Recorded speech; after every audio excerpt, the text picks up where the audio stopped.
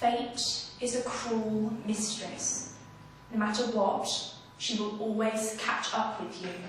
You cannot run, you cannot hide. You are powerless to stop her getting her way, and you are a fool to fight her. She always wins. The court of the Netherlands was a place of chivalry and beauty and honour. The walls were strung with the most divine tapestries.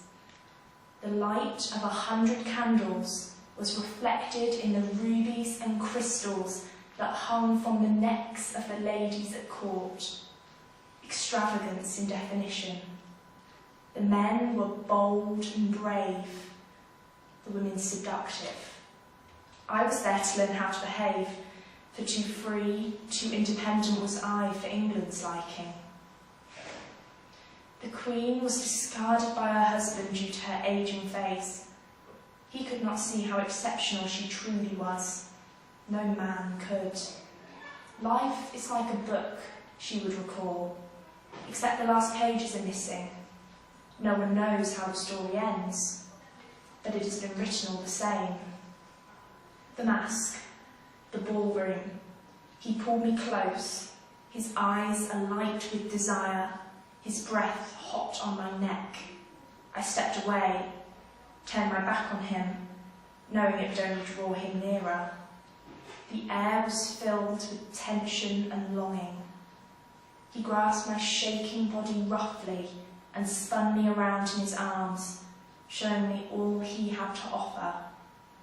Riches and power all flashed before my eyes.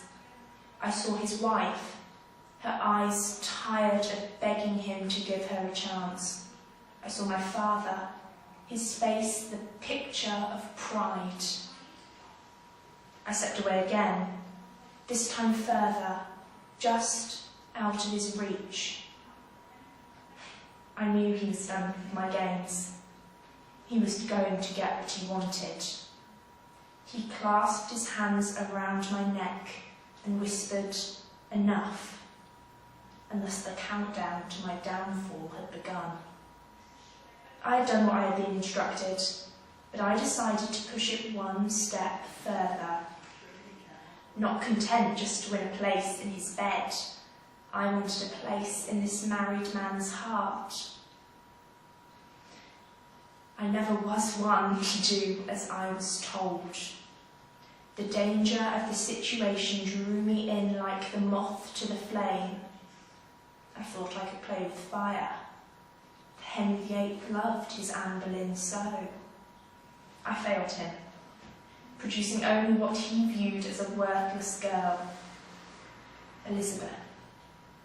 I never appreciated her as I should have done, too caught up in my futile desperation to please him. She didn't need me, though.